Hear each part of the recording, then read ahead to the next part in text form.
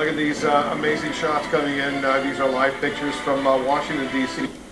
Capitol, getting ready for the inauguration of President Joe Biden. It's going to be getting underway very, very soon. We are covering every angle of this truly amazing and historic day. I'm going to check in with Kate Bennett right now. She's got some details on how the incoming Vice President Kamala Harris and the incoming First Lady Joe Biden are making a statement today. So, Kate, what are you learning? Well, it's a fashion statement, Wolf, but I think it's an important one worth noting. The First Lady-elect, Dr. Joe Biden, is wearing an emerging designer, a young designer named Alexandra O'Neill. She runs a line called Markarian, which is based in New York and started in 2017. So this blue tweed coat that we're seeing, and underneath there's a matching dress, were both done by this young, new designer. And then also Kamala Harris, I'm going to make sure I get the names right. She's also wearing young designers. She is making a statement here as well, wearing two young black designers. One is from Baton Rouge, Christopher John Rogers, and Sergio Hudson is from South Carolina. So again, I think we're returning to the space here today when we talk about these clothes, and it is important. People say, oh, it's not important, but it is. Michelle Obama really turned heads with her fashion, and she did so very intellectually. She supported and championed young emerging designers, many diverse designers. She showcased different kinds of American fashion and didn't sort of just stick to the standard bearers. And as we see today, the incoming First Lady and the incoming Vice President are both reflecting that new feeling. You know, Melania Trump left Washington today wearing Chanel, which is a French designer. She arrived wearing that blue Ralph Lauren suit we all remember, but she wore lots of foreign designers. She wore Dolce & Gabbana in her official portrait. So this is a return to American designers, and I will say both gentlemen, we can't leave out the gentlemen, President-elect Joe Biden and second gentleman-elect Doug Emhoff are both wearing Ralph Lauren, an iconic American designer. Wolf. All right, I feel like I should be asking you, who are you wearing today, but I'm not going to ask you that question. Okay, I'll ask Kate Anderson-Brower. Kate, give us a little sense of what all of this means. Well, I think that it's going to be a return to what we saw with Michelle Obama. You know, she wore famously Jason Wu to the inauguration in 2009. And so we're seeing both Kamala Harris and Dr. Biden representing female designers, American designers. That was very important to Dr. Biden.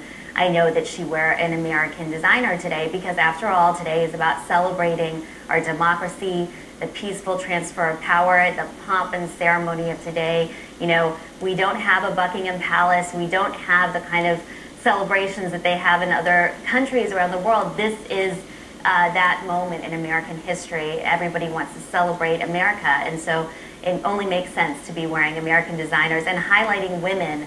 And I think that, you know, different parts of America that maybe has been overlooked in the past 4 years, we're going to be seeing more of that. Yeah, I'm sure we will. We're only moments away right now from seeing dignitaries and guests arriving on Capitol Hill. Right now, here's a live look at the scene here in Washington as we get closer and closer to the inauguration ceremony. Between what is hoped for and what can be, there's a bridge. Between endangered and protected, there's a bridge. Between chaos and wonder, there's a bridge. There from the beginning to where we stand today. One company, one promise. If you can imagine it, we will build the bridge to get you there. Cisco, the bridge to possible. All right, we're back with our live coverage right now. I want to bring in our senior Washington correspondent, Jeff Zeleny, right now. Jeff, weather is a factor. It's chilly, it's a bit windy. Give us a sense of what it feels like where you are. Well, it definitely is a brisk January morning. Certainly, more temperate than it could be for some inaugurations. I was thinking back to Barack Obama's first inauguration. It was much colder that day, and it was bone-chilling cold. It's not that, but there is a brisk wind, and that is something that that Joe Biden is going to field directly here as he is standing on the west front of the Capitol, looking out across the National Mall, over the Washington Monument, to the Lincoln Memorial where he was standing last night. There is a brisk wind that will be hitting him directly in the face, but I'm told that he is doing a couple things. One, he is going to be warmed up. You can see the lectern there. I'm told that's a heated lectern. There's some type of a heating device in there to keep him warm, which is certainly understandable as he'll be delivering an address that we're told will be about 20 minutes or so in length. But Wolf, even as this is happening, from his perch there, he'll be looking across Washington, seeing the seat of government, his new government. And what is happening right now at this hour, there are acting secretaries, acting agency heads being at the ready to take the reins. This is because President Biden will take office, unlike any of his predecessors, without any cabinet secretaries confirmed. The Senate has not confirmed a single cabinet nominee.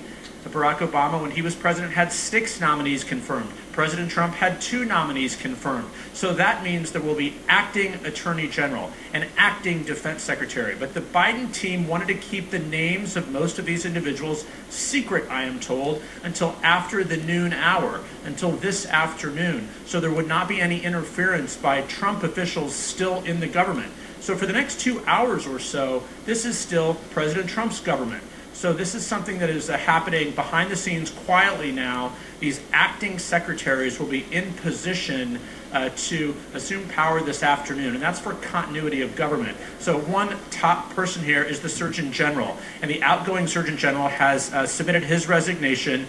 Jerome Adams, who's become a household name to many of us in the coronavirus fight. There will be an acting Surgeon General appointed and working this afternoon before the Biden nominee, Dr. Vivek Murthy, can be named. And even as we're speaking here, Wolf, the weather is actually strange, I can tell you now. A bit of some snow flurries coming, and it certainly is above freezing, but up here at this altitude where we are, and really about the same height as where President Biden will be, a lot of things in the atmosphere here, but it is a sunny day, so certainly could be far worse weather-wise. We'll see if that impacts his speech. Wolf? Yeah, I suspect it won't. He's going to be delivering this. They do have those heaters up there as well, as I remember having spent some time over the years covering the inauguration.